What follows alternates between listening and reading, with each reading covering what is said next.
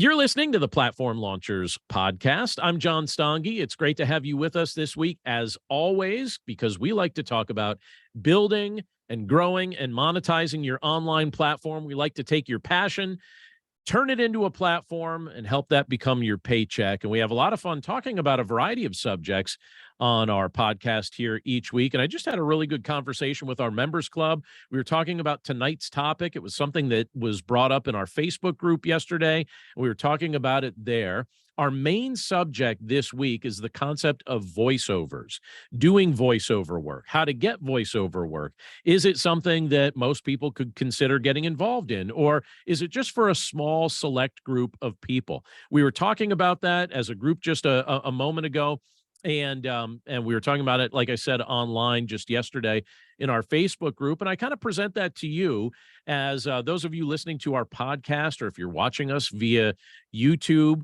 I just want to ask the question, what do you think about voiceover work? Is it something that you've ever thought about getting involved in doing? It's something that I've personally been doing for a while, and I have found it very beneficial. Yesterday, I received a nice paycheck for some voiceover work that I did about a week and a half ago, and that kind of got our discussion going, because when you do the math on how much time it takes to do voiceover work versus what it tends to pay, the math works out really favorably in favor of the person doing the recording. So I want to give you some ideas on how you might be able to pursue doing voiceover work if that's something interesting to you. But I thought it might be fun to tell you a little bit about my journey, how this gradually became a thing that I have been highly involved in doing for quite some time now, because I think even in hearing some of this story, you might be able to pick apart a few different things that you might find helpful in building your own trajectory toward doing some voiceover work, or something that might be useful in your story. But I'm going to take you all the way back to my childhood. And in my childhood, even in my youngest years, I was fascinated with writing and recording. I wrote regularly. I still have a copy of the first book that I put together while I was still in single digits, very much with the help of my mother. But I wrote regularly, and I would often make recordings where I would pretend to be a radio DJ. Now, awkwardly, I actually found one of those recordings not too long ago, and I played it for my wife, and she just about lost her breath in laughter, because it really is very funny. And I have to admit, it was highly entertaining even to me to listen to my voice as a 10-year-old pretending to host a show. It was a foretaste of things that were to come, and I'm glad that those recordings exist. But this is something that's interested me for a very long time. Now, let's fast forward a few decades to the early 2000s. And I remember at the time I was in my office and I was listening to the radio when I heard a quick advertisement requesting auditions to become an on-air personality and a production director for the station that I was listening to. They were requesting people show up at the station to do auditions if they had any interest in getting involved in just some of that radio work. And so within a few minutes, I actually called the station and I scheduled an interview. And during the interview, they asked me to make some sample recordings in their studio, and I guess they liked what they heard, because they hired me soon afterward, and it was a really enjoyable experience. I worked at the station for some time, and while I was working there, I became familiar with the ins and the outs of radio broadcasting. So they taught me what it was like to be an on-air personality, how to host shows, how to record promotional spots and commercials and things like that, how to give weather reports. So I had to give the weather twice a day, and how to edit digital audio. Digital audio at the time was somewhat new. And so they taught me how to edit digital audio. And I thought that was great. I really enjoyed it. Was very grateful for the privilege to serve in that capacity. And then soon after that, so it was that trajectory of things, those things in a line, that led to my first voiceover gig. And the way that worked was my brother-in-law, who has his own business doing a variety of things that help with digital security and phone systems and all sorts of things for some large businesses. My brother-in-law was actually setting up the internal phone system for a local doctor's office. And they happened to run a question by him. They asked him if he was familiar with anyone who might be able to record the audio menus for their new phone system. And so he gave them my name and he said, my brother-in-law is a radio announcer and he does stuff like that. And they said, yeah, touch base with him. And if he's willing, just find out from him what his rate would be. Well, I had never set a rate because I wasn't doing voiceover gigs. I was working for the radio station, but I wasn't doing anything in voiceover outside the radio station. But after I recorded the audio menus and the hold messages for this doctor's office, I just had them decide on a price. And the truth is, the price they paid me was much more than I would have thought of asking them for. But they paid me $250 to record those audio menus and those hold messages. And up to that point, I would have to tell you that that was the easiest $250 I had ever earned in my entire life. My wife and I were recently talking about the fact that we used that $250 to buy a very nice camera, and some of the best pictures we have of our children when they were little were taken with that camera. So voiceover work contributed directly to some wonderful family memories that we still enjoy. But it was the easiest $250 that I had ever earned in my entire life. And I remember at that point just thinking, I'm kind of eager to know if there's maybe some additional opportunities for me to do some additional voiceover work like this. So I started looking around. Well, I didn't find anything immediately, but a few years later, I was talking to a local videographer and he asked me, he said, "Hey, have you ever done voiceover work?" And so I told him I had. I told him about my background in radio and what I had done for the doctor's office and things like that. And he invited me to help him with a few projects that he was working on. And then that turned into a regular task of helping him with these different things and some repeat clients that kept requesting me through him. And so I kept working with him. I still work with him. And at the time that this was all taking place, I remember my personal finances felt rather stretched. They were stretched very, very thin. And so I was very grateful to begin developing a pipeline of repeat clients, people that I would work with over and over and over again. And word of mouth started spreading, and additional clients were added to my roster soon afterwards, some of which paid a very healthy amount that I was very grateful to receive. I even had the opportunity some years ago to record the audio edition of my book, Dwell on These Things. And in that case, I had requested of the publisher, I asked them, could I record it? Tells a lot of personal stories in there. And I thought it'd be nice if those could actually be in my voice. And I assumed I would be doing that for free. But the publisher paid me $5,000 to do it. I didn't even know I was getting paid for it. But after I recorded it, it took me basically one work day and then about 2 or 3 hours into a second day. So maybe we'll say about, 10 hours of my time. They paid me $5,000 for recording it.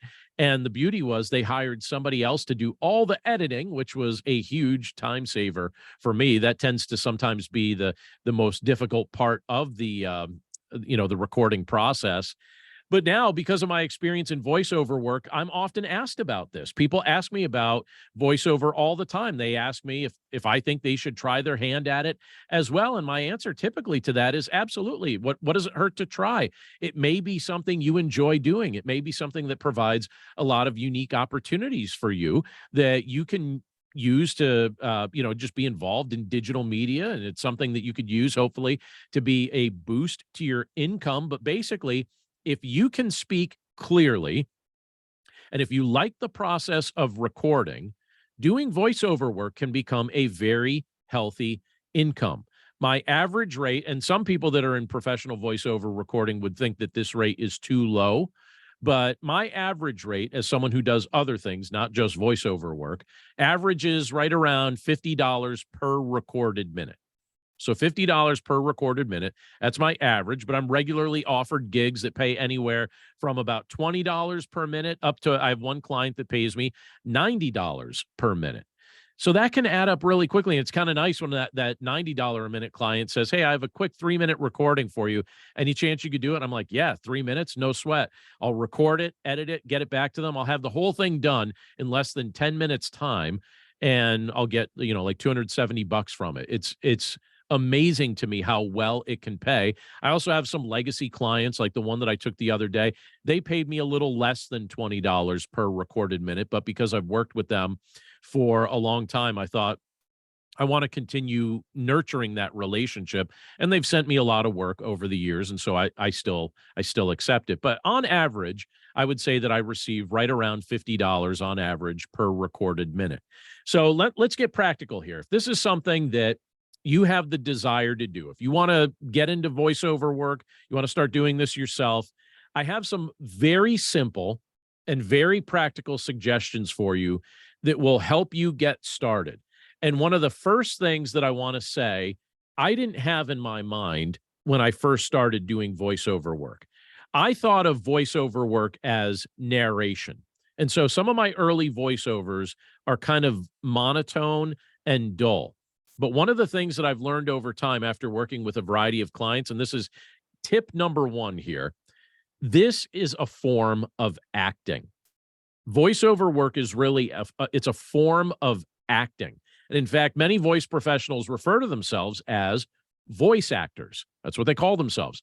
And I think it makes a lot of sense because most of the scripts that you receive, they're going to require that you do some form of acting. You're going to need to adjust your voice and the way you respond to certain things accordingly. You got to keep it peppy. You got to you got to act like whatever the script calls for you to act. Most scripts are going to need more than just a dull read through. I have one script that I regularly do for one particular client where the person who writes the script feels like he doesn't have a voice that is sufficient for recording it.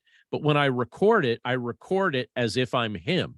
So I'm actually acting like I'm the person who wrote the script. It's all done with his name. I introduce myself with his name, but I'm basically voicing what he wishes he had a better ability to voice. He has a very soft voice and not something that shows up well on recording. And so he hires me to do this recording for him. And so I'm happy to do it. But point one basically is this: it's a form of acting. So understand that if you get involved in voiceover work, you're going to be doing some acting. You're going to be doing some voice acting.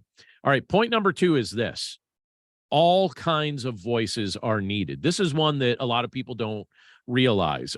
I think my voice tends to fall into the category of being a traditional announcer voice. Like I said, I was a radio announcer for a period of time. I think just the way my voice sounds, it probably fits somewhere in that category. And some people think that that kind of voice is all that's necessary, or that that's primarily what people want from a voice actor. And that's not true. This is one category that people like, and it certainly helps me get gigs that this voice fits rather well with. But there are certain opportunities I will never be offered because my voice is not the right fit. Producers and videographers, they need voices from women.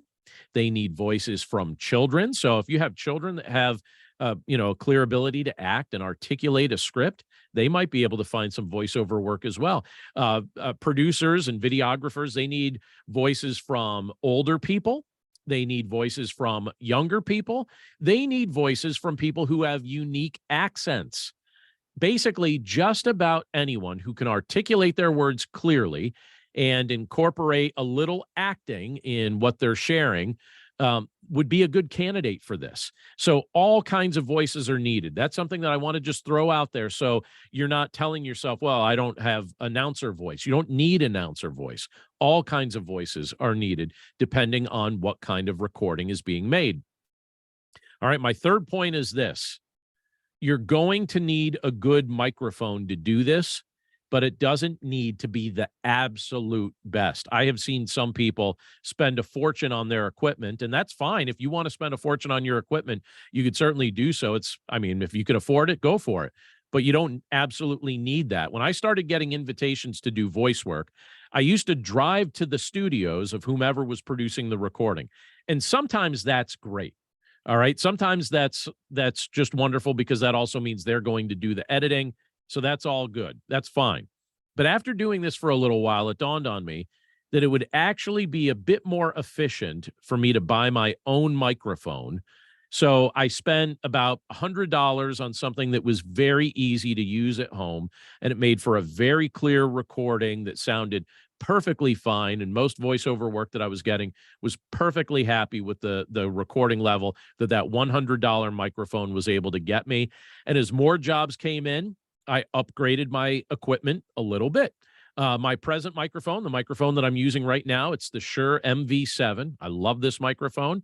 This one cost me $250. I also like using my ATR 2100. That one cost me $80. Those are my two favorite microphones. They're both fantastic, and I've gotten a lot of voiceover work with both of these mics. So my present mic, $250. Most people could afford that kind of investment, especially if you're making enough to help, fund that. My early voiceover work, I used to use some of the profits from that to upgrade my equipment on occasion. No big deal, right? And these microphones, which are not super expensive, super complicated, they work perfectly fine for most of the jobs that I'm offered. So I'm just throwing that out there, letting you know you will need a good microphone if you're going to record at home. You'll need a quiet environment as well to record that's not echoey. But at the same time, it doesn't need to be the absolute best or most expensive microphone on the planet. All right. Point number 4, tip number 4 on my checklist here is this: create a demo reel and do the added thing of uploading it to YouTube.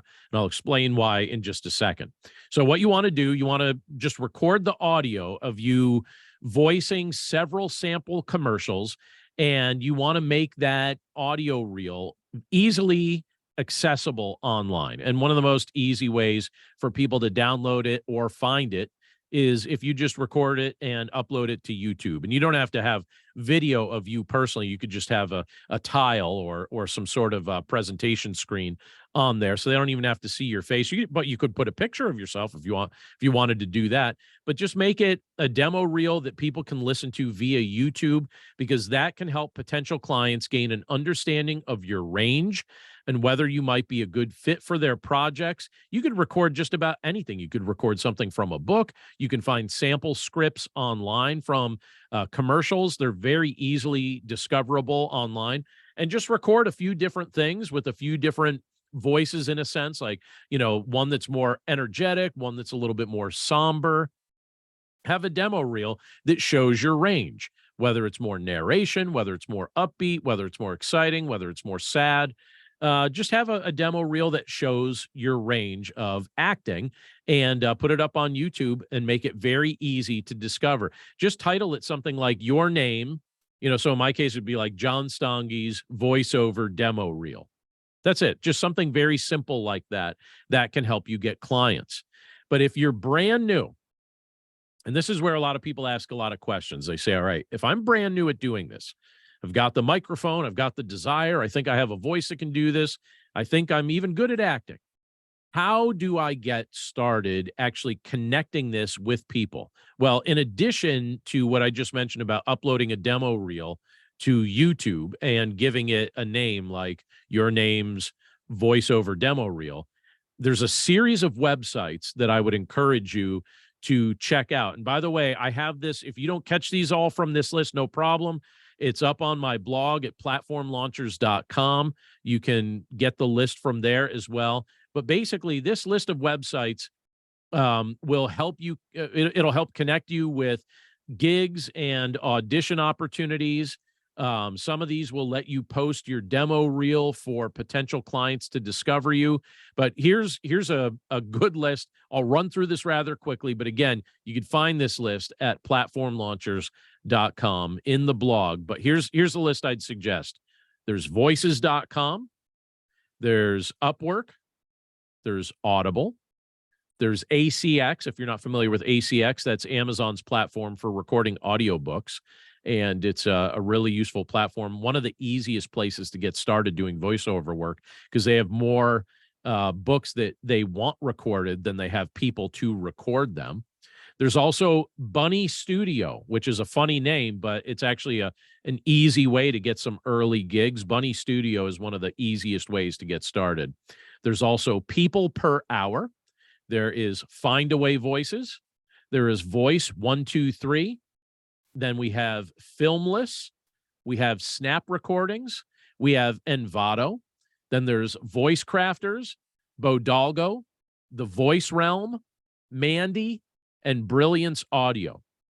Those are some of the main sources that you can use to start finding voiceover work and to start posting your demo reel so people can find you. And I would say that if you're looking to get your feet wet, you might want to start with something like Bunny Studio. And if you're looking for a source of work that seems almost desperate to find voiceover help, ACX is a good option where you could find some longer voiceover recordings because they're audiobooks that you would be creating. All right, that was number 5 on my list here. I have a couple more. Number 6 on my list is this. It's just a piece of advice, but what you want to do is you want to develop a pipeline of regular clients. Now, at this point, this is where most of my voiceover work comes from. I don't really spend a lot of time at this point looking for new clients because I have a pipeline. I just keep serving the ones that I've been serving, and they keep coming back to me, and that works perfectly fine for me. On occasion, I add a new client, but right now I would say I have just about as much voiceover work as I really want to be doing.